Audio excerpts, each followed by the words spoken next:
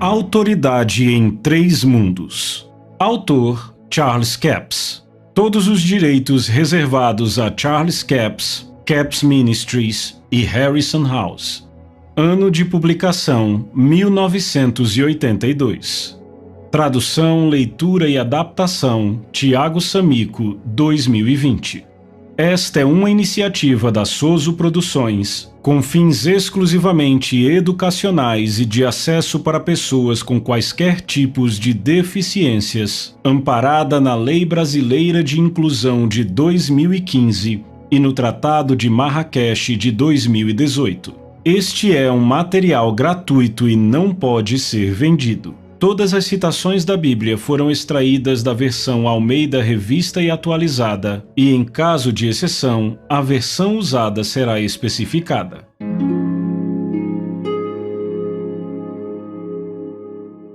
Introdução. O telefone tocou no escritório de negócios e foi prontamente atendido. A voz raivosa na linha dizia: "Eu quero falar com alguém por aí que tenha um pouco de autoridade." A isto, o homem respondeu: "Bem, fale comigo. Eu tenho tão pouca autoridade quanto qualquer um por aqui." Este é frequentemente o caso com muitos crentes hoje. Eles se veem com tão pouca autoridade que nem ousam exercê-la. Autoridade em Três Mundos é dedicado ao corpo de Cristo. Ele não tem a intenção de perpetrar uma doutrina ou gerar qualquer controvérsia. Ele simplesmente traz um quadro completo de algo que muitos têm apenas uma pequena parte. Eu desafio você a ouvi-lo com a mente aberta e com muita oração. Não é algo que você deva ouvir desatentamente. Ele requer algumas pausas para pensamento, meditação e busca das Escrituras. Este livro pode chocar as mentes religiosas. Não ouça com ouvidos religiosos, pois este livro vai te levar em uma jornada pelas Escrituras que vai chocar o frequentador de igrejas médio. Ele fará tanto pecadores quanto santos chorarem e gargalharem de alegria com tão grande libertação que foi conquistada para nós pelo Santo Filho de Deus. Milhares serão salvos ao ouvirem este livro. Multidões serão curadas à medida que a revelação da libertação total for desvendada nas páginas e nos tipos do Velho Testamento. Autoridade em Três Mundos é uma ajuda bíblica para um quebra-cabeças clássico. Ele vai te dar uma visão ampla do amor de Deus e do interesse dele pelo homem na terra e fará com que você se apaixone completamente por Jesus, o seu Filho.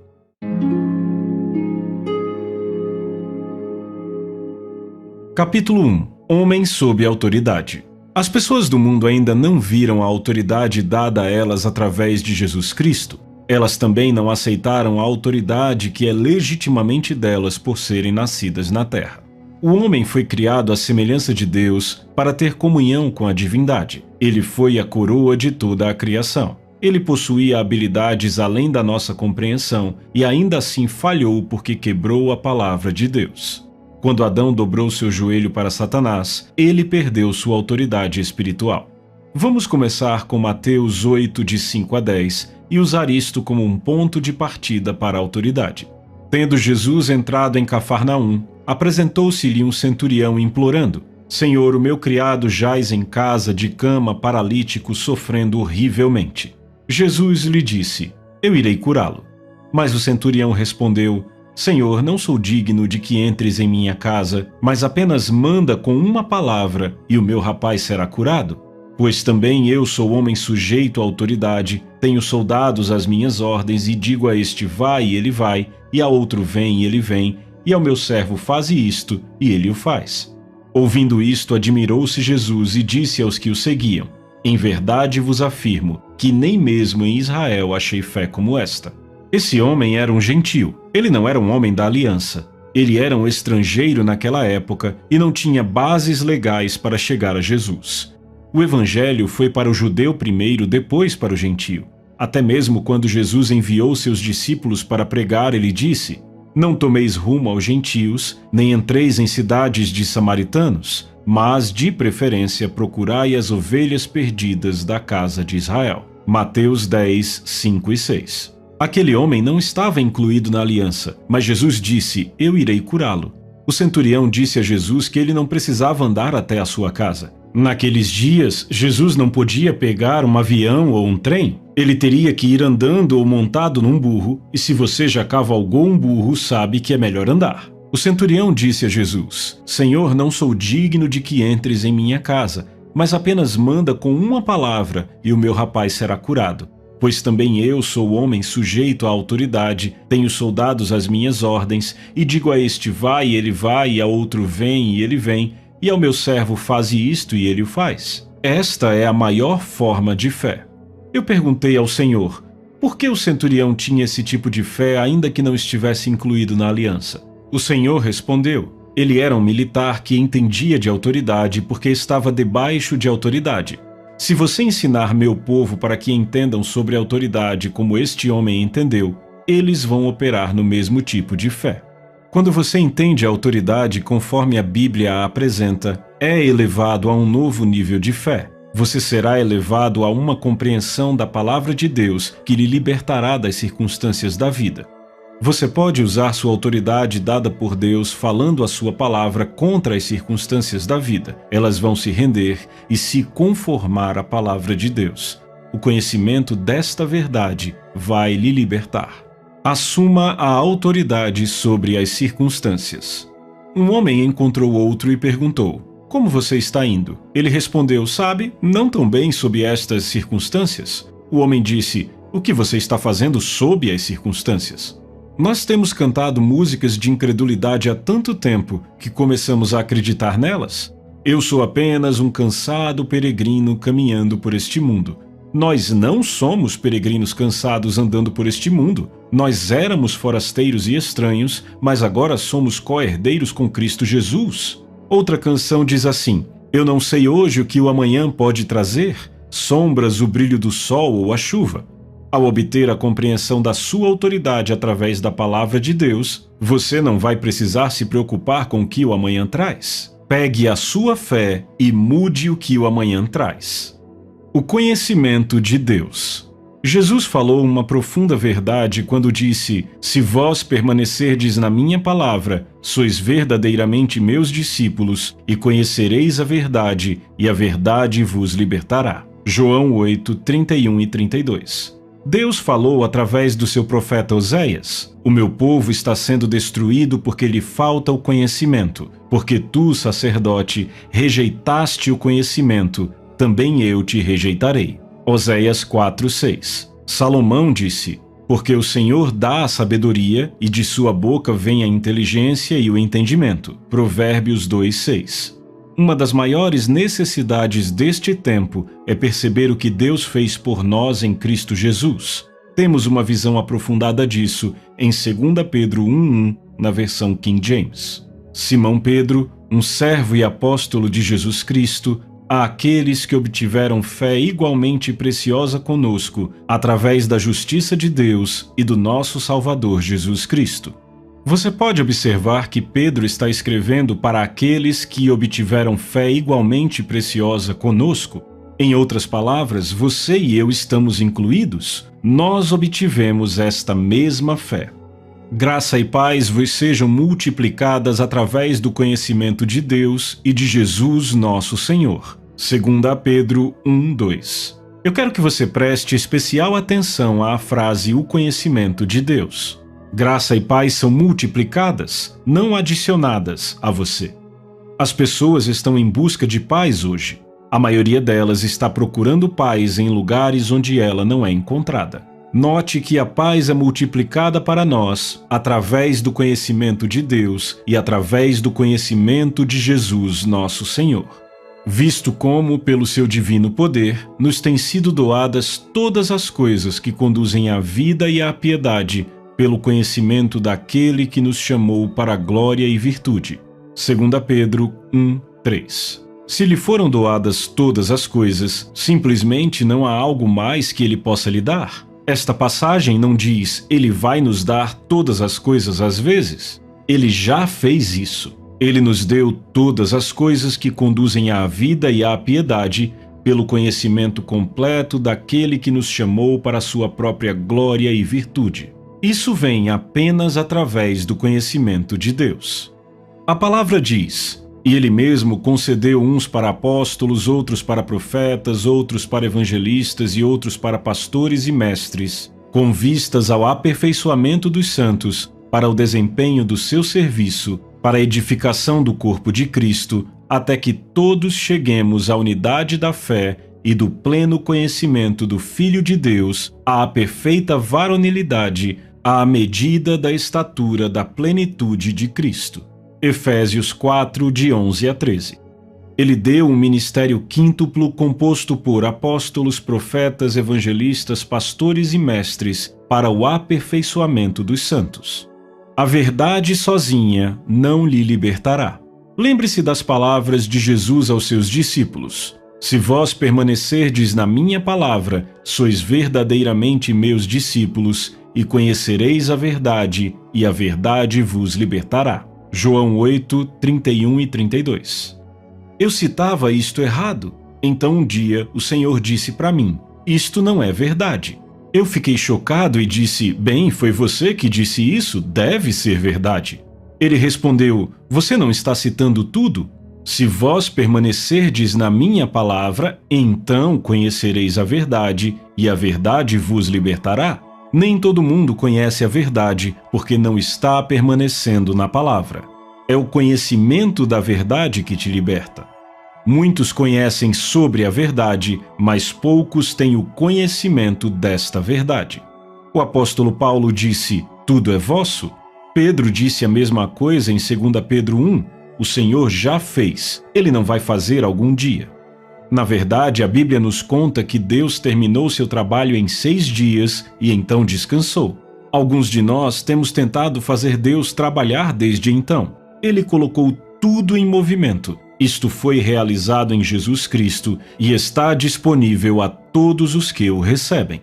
A liberdade vem a nós quando permanecemos na palavra de Deus, pois ela produz conhecimento de Deus. Pedro disse: "De acordo com o seu divino poder, nos têm sido doadas muito grandes e preciosas promessas, para que por elas possamos ser participantes da natureza divina." 2 Pedro 1, 3 e 4. Ele não disse que você teve que ser participante. Ele disse que você pode ser participante. Está disponível para você. Como participante da natureza divina, você é capaz de operar no mesmo nível de fé de Deus. O homem foi criado para ter comunhão com Deus, o Pai.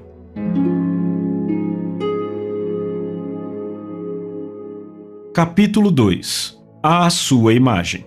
Antes alguém em certo lugar deu pleno testemunho dizendo: "Que é o homem que dele te lembres, ou o filho do homem que o visites. Fizeste-o por um pouco menor que os anjos, de glória e de honra o coroaste, e o constituíste sobre as obras das tuas mãos." Hebreus 2, 6 e 7. Observe que 2 pessoas diferentes são mencionadas nestas escrituras: o homem e o filho do homem. Jesus sempre chamou a si mesmo de o Filho do Homem. Deus colocou o homem sobre a obra de suas mãos. Deus deu o domínio ao homem sobre a terra. Fizeste-o por um pouco menor que os anjos. O grego declara: por um pouco de tempo, no nível mais baixo que os anjos. Por causa da queda, o homem ficou abaixo dos anjos por um tempo. O homem foi criado em uma ordem superior à dos anjos no princípio. Apenas ao homem foi dado o direito de escolher suas palavras e tomar suas próprias decisões. Os anjos não receberam esse direito. Todas as coisas sujeitaste debaixo dos seus pés. Ora, desde que lhe sujeitou todas as coisas, nada deixou fora do seu domínio. Agora, porém, ainda não vemos todas as coisas a ele sujeitas. Hebreus 2:8. Se ele colocou todas as coisas debaixo do homem, não há mais para ser colocado debaixo dele. Ele colocou todas as coisas em sujeição sob os pés do homem. No que diz respeito a Deus, isso foi feito quando ele colocou Adão sobre todas as coisas desta terra. A Adão foi dado o domínio sobre toda a terra. Podemos ver em Gênesis que o homem foi criado para ter domínio. Todas as coisas foram colocadas debaixo dos seus pés. Deus não vai fazer isso para a humanidade algum dia. Ele já fez. Deus não criou nada na terra que não tenha sido posto debaixo dos pés do homem. O homem foi colocado acima de tudo. Você ainda não vê todas as coisas feitas sujeitas ao homem, mas as vê sujeitas a Jesus, que foi feito como homem. O homem não exerceu esta posição por causa da queda de Adão, mas Jesus sim. Visto, pois, que os filhos têm participação comum de carne e sangue, destes também ele igualmente participou para que, por sua morte, destruísse aquele que tem o poder da morte, a saber, o diabo. Pois ele evidentemente não socorre anjos, mas socorre a descendência de Abraão. Por isso mesmo convinha que, em todas as coisas, se tornasse semelhante aos irmãos, para ser misericordioso e fiel sumo sacerdote nas coisas referentes a Deus e para fazer propiciação pelos pecados do povo. Hebreus 2, 14, 16 e 17. Jesus foi feito exatamente como o homem. Ele tomou sobre si o corpo de um homem. Ele veio à terra como homem e colocou todas as coisas debaixo dos seus pés. Adão deveria ser Deus sobre a terra. Ao lermos sobre a criação do homem em Gênesis 1, 26 a 28, percebemos que a humanidade foi criada para governar a terra. Também disse Deus: façamos o homem à nossa imagem, conforme a nossa semelhança. Tenha ele domínio sobre os peixes do mar, sobre as aves dos céus, sobre os animais domésticos, sobre toda a terra e sobre todos os répteis que rastejam pela terra. Criou Deus, pois, o homem à sua imagem, a imagem de Deus o criou, homem e mulher os criou. E Deus os abençoou e lhes disse: sede fecundos, multiplicai-vos, enchei a terra e sujeitai-a. Dominai sobre os peixes do mar, sobre as aves dos céus e sobre todo animal que rasteja pela terra. Observe no versículo 26 a palavra toda, sobre toda a terra e sobre todos os répteis que rastejam pela terra. Aqui há uma das declarações mais impressionantes da Bíblia. Façamos o homem à nossa imagem. Criou Deus, pois, o homem à sua imagem, a imagem de Deus o criou, homem e mulher os criou. E Deus os abençoou e lhes disse: sede fecundos, multiplicai-vos, enchei a terra e sujeitai-a. Versículos 27 e 28. É importante notar que Deus não disse: apenas seja humilde e deixe que as circunstâncias da vida lhe envolvam. Nunca faça nada a respeito delas. Siga dizendo: o que tiver de ser será, e não faça nada para mudar. Não, Deus disse: subjugue. Em outras palavras, se a terra ou qualquer criatura viva sair da linha, você as coloca de volta na linha. Isso é bem diferente de algumas das nossas ideias da escola dominical. Deus criou o homem para ser Deus sobre a terra. O homem não foi colocado aqui como um verme. Deus criou a terra e deu a ele. Passou a ser uma escolha do homem fazer o que quisesse, mas Deus lhe deu algumas orientações e a capacidade de realizá-las. Os céus são os céus do Senhor, mas a terra deu a ele aos filhos dos homens. Salmo 115, 16. Deus deu a terra ao homem. Ele disse: se algo sair da linha, não me ligue. Você mesmo coloca de volta na linha. Isso é 1 Caps 1:27.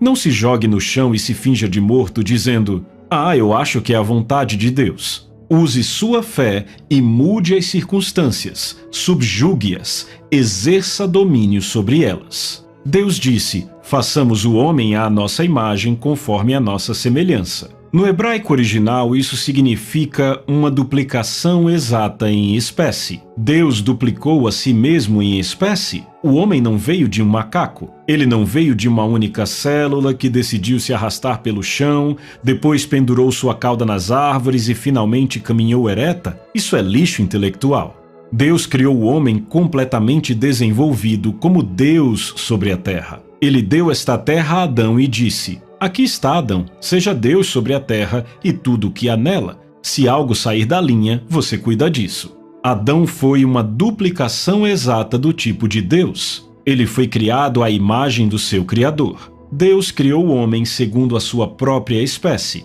Toda a lei de Gênesis confirma: tudo produz segundo a sua espécie. Veja Gênesis 1. Deus é um espírito. João 4:24.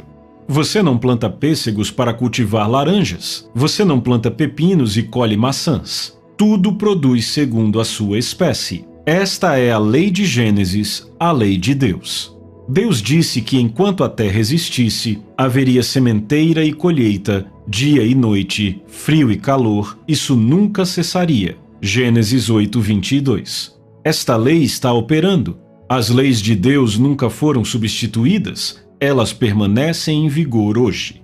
Deus criou o homem à sua semelhança, uma duplicação exata em espécie. Então, de que espécie é Deus? Jesus disse: Deus é um espírito. Você não é Deus, não é igual a Deus em seus atributos divinos. No entanto, você é um ser espiritual sujeito à autoridade. Você é capaz de participar da natureza divina de Deus, justiça. Adão foi subordinado a Deus. Deus o criou, deu-lhe toda essa autoridade e poder e lhe disse: seja Deus sobre a terra, como eu sou Deus sobre os céus. A Bíblia nos diz que o homem é criado à imagem e semelhança de Deus. O homem é um ser triplo, ele é um espírito, ele tem uma alma e ele vive em um corpo. Deus disse: façamos o homem à nossa imagem. Se o homem foi feito à imagem de Deus, então ele é um ser trino como Deus, o Pai, o Filho e o Espírito Santo.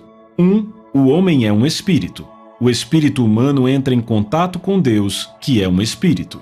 2. O corpo se relaciona com Jesus, que foi a manifestação física de Deus nesta terra. 3. A alma do homem, que é composta pela vontade, mente e emoções, se relaciona com o Espírito Santo, que é chamado de guia e mestre. Eu estou convencido de que a alma do homem é o acoplador que liga o espírito ao corpo. O Espírito Santo é mencionado como guia em todo o Novo Testamento. Uma vez que o homem foi criado como uma duplicação exata da espécie de Deus, ele tem que ser um ser trino para se qualificar a ser conforme a semelhança de Deus. Viveu Adão 130 anos e gerou um filho à sua semelhança, conforme a sua imagem, e lhe chamou Sete. Gênesis 5:3. Exatamente as mesmas palavras usadas para descrever os filhos de Adão são usadas por Deus para descrever o homem. O homem foi criado à semelhança de Deus e à sua imagem. Esta é a lei de Gênesis. Se tudo produz segundo o seu tipo, Sete teria que se parecer com Adão. Por que Deus se desviaria da sua lei de estrutura no universo e criaria algo que não era segundo a espécie de Deus? Deus permanece com a sua lei e usa as mesmas palavras para descrever Sete. A criação do homem. Então formou o Senhor Deus ao homem do pó da terra e lhe soprou nas narinas o fôlego de vida, e o homem passou a ser alma vivente. Gênesis 2:7. Observe, ele diz: formou ao homem. Isso não é criação. Alguns dizem que o homem foi criado do pó. Isso não é verdade. Às vezes, somos como um garotinho que ouviu seu professor da escola dominical dizer: do pó viemos e ao pó voltaremos. O menino pergunta: você disse, viemos do pó e vamos voltar ao pó? Sim, foi o que Deus disse. O garotinho responde: bem, eu olhei debaixo da minha mesa e parece que tem alguém indo ou vindo. Alguns têm estado confusos desse jeito em seu pensamento sobre a criação do homem. A Bíblia mostra que Deus formou o corpo do homem do pó da terra. Criar significa trazer à existência. Formar algo não é uma criação. Você pode pegar uma substância existente e formar algo, mas isso não é uma criação. Você pode construir um edifício a partir de árvores. As árvores existiam antes de o edifício ser formado. Os homens não criaram o prédio, eles o construíram, formaram e projetaram a partir de uma substância já existente. Deus tomou algo que ele já havia criado, a terra, e formou o corpo do homem a partir do pó da substância já existente. Ali estava o homem, completo, com olhos, ouvidos, nariz, mãos e pés, um espécime perfeito. Mas ele estava tão vivo quanto uma pedra, não havia vida nele. Se Deus o tivesse soltado, ele teria caído no chão. Não havia vida até que Deus soprou o sopro de vida nele. Deus soprou sua vida em Adão, a vida de Deus. E abençoou Deus o dia sétimo e o santificou, porque nele descansou de toda a obra que, como Criador, fizera. Gênesis 2:3. Deus criou algumas coisas e fez outras. Deus criou a terra, mas fez o corpo do homem. Ele o fez a partir do que ele já havia criado e então deu vida a esse corpo. vida espiritual. A criação veio quando Deus soprou a vida espiritual em Adão. A palavra espírito significa vento ou fôlego. Deus soprou o seu espírito no homem e o homem se tornou uma duplicata exata da espécie de Deus.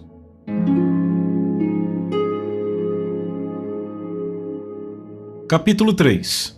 Domínio através de palavras. Vemos o pensamento de Deus antes e depois da criação do homem. Também disse Deus: façamos o homem à nossa imagem, conforme a nossa semelhança. Tenha ele domínio sobre os peixes do mar, sobre as aves dos céus, sobre os animais domésticos, sobre toda a terra e sobre todos os répteis que rastejam pela terra.